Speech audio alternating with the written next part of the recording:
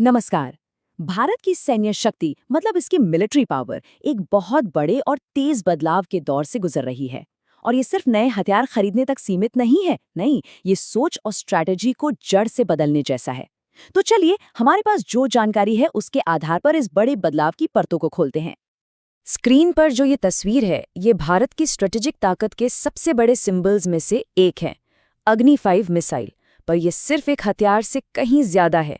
आप कह सकते हैं कि ये जियोपॉलिटिक्स की बिसात पर भारत के बढ़ते कद का एक साफ साफ ऐलान है।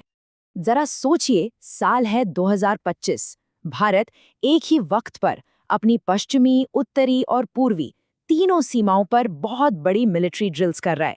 ये कोई आम घटना नहीं है, बल्कि एक नए डिफेंस एरा, एक नए रक्षा युग की घोषणा है। तो सवाल ये उठता है कि इस नए युग का मतलब क्या है और भारत इस मुकाम तक पहुंचेगा कैसे? चलिए, अब थोड़ा गहराई में उतरते हैं। भारत की इस ताकत की जो नींव है, वो दशकों पहले रखे गए उसके मिसाइल प्रोग्राम में है। देखिए, इस सब की जड़ें 1983 में शुरू हुए IGMDP में है, मतलब integrated guided missile development program. इसका लक्ष्य बिल्कुल साफ था, मिसाइल टेक्नोलॉजी में आत्मनिर्भरता यानी सेल्फ सफिशिएंसी। और ये कोई छोटी मोटी योजना नहीं थी, बल्कि एक दूर की सोच थी जिसने आज की इस जबरदस्त ताकत की नींव रखी। अब अग्नि-V का सफर देखिए, कितना दिलचस्प है। 2012 में अपने पहले टेस्ट से लेकर 2024 में MIRV टेक्नोलॉजी के सफल टेस्ट तक। MRV का मतलब है एक ही मिसाइल से कई टारगेट्स को एक साथ हिट करने की काबिलियत। हर एक कदम ने इसे और भी भरोसेमंद बनाया, और 2025 का टेस्ट तो इस सफर में एक मील का पत्थर साबित हुआ। तो ये कॉम्प्लेक्स टेक्नोलॉजी आखिर काम कैसे करती है? देखिए, इसके 3 मेन फेज होते हैं। पहला, बूस्ट फेज, जिसमें मिसाइल अपनी पूरी ताकत से ऊपर उठती है। फिर आता है मिड कोर्स फेज, जब ये स्पेस में एक तय रास्ते पर आगे बढ़ती है। और आखिर में टर्मिनल फेज, जिसमें वॉरहेड वापस एटमॉस्फेयर में आकर अपने टारगेट की तरफ बढ़ता है।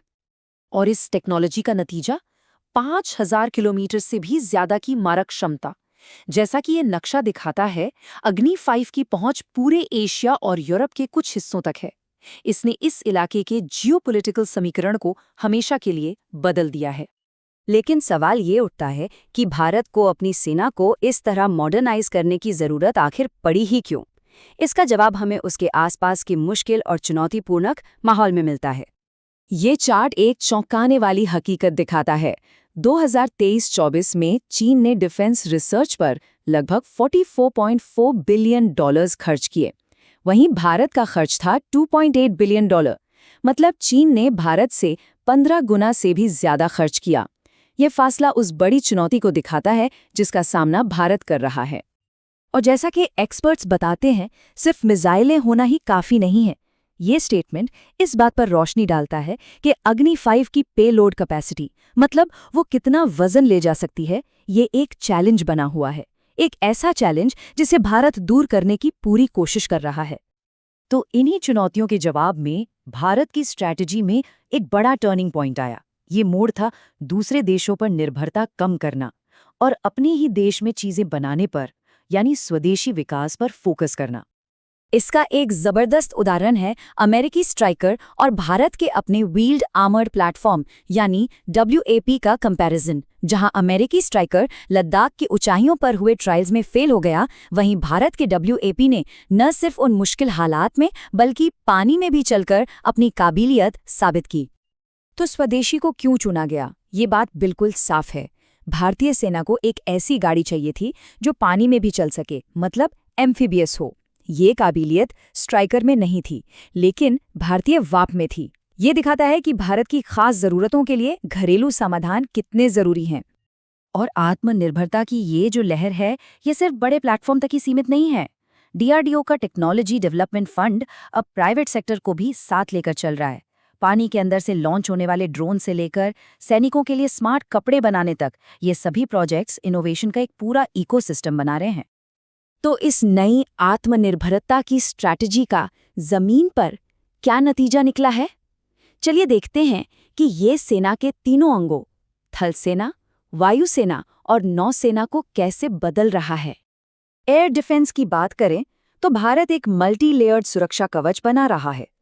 यहाँ साफ दिखता है कि कैसे S-400 और स्वदेशी प्रोजेक्ट कुशा जैसे सिस्टम्स के साथ भारत की हाई और medium altitude defence capability Pakistan के चीनी सिस्टम से कहीं ज्यादा मजबूत और गहरी है। समंदर में भी भारत का इन्वेस्टमेंट जबरदस्त है, 70,000 करोड़ रुपए। ये रकम प्रोजेक्ट 17B के लिए है, जो भारत के नेक्स्ट जनरेशन के स्टेल्थ वॉरशिप्स बनाएगा। ये दिखाता है कि नेवल डोमिनेंस को लेकर भारत कितना सीरियस है। इसके अलावा भारत अपनी ताकत को कई गुना बढ़ा रहा है, जिसे फोर्स मल्टीप्लायर कहते हैं। अमेरिका से प्रीडेटर ड्रोन आने का मतलब है कि लंबी दूरी तक निगरानी और हमला करने की क्षमता में जबरदस्त इजाफा होगा। नई न्यूक्लियर सबमरीन्स की योजना समंदर के नीचे भारत की ताकत को और गहरा करेगी, और त्रिशूल जैसे बड़े जॉइंट एक्सरसाइज तीनों सेनाओं को एक साथ मिलकर लड़ने के लिए तैयार कर रहे हैं। तो ये सारी डेवलपमेंट्स हमें वापस उसी सवाल पर ले आती हैं जहां से हमने शुरू किया था, 2025 की वो बड़ी मिलिट्री ड्रिल्स। अब हम समझ सकते हैं कि वो सिर्फ ड्रिल्स क्यों नहीं थी, बल्कि एक बहुत बड़े ऐलान का प्रतीक थीं। और यही इस पूरी कहानी का निचोड़ है। 2025 के वो अभ्यास एक नई स्ट्रेटेजिक रियलिटी की घोषणा थे। वो ये बता रहे थे कि ये एक आत्मनिर्भर भारत है जो अब दूसरे देशों पर निर्भर नहीं है, और जो एक साथ कई मोर्चों पर चुनौतियों का सामना करने के लिए पूरी तरह तैयार है। तो आखिरी और सबसे बड़ा सवाल यही है कि जैसे जैसे भारत एक आत्मनिर्भर मिलिट्री पावर के तौर पर उभर रहा है, ये एशिया के स्ट्रेटेजिक बैलेंस को, यानी शक्ति संतुलन को कैसे बदलेगा? ये एक ऐसा सवाल है जिसका जवाब हमें आने वाले सालों में ही मिलेगा।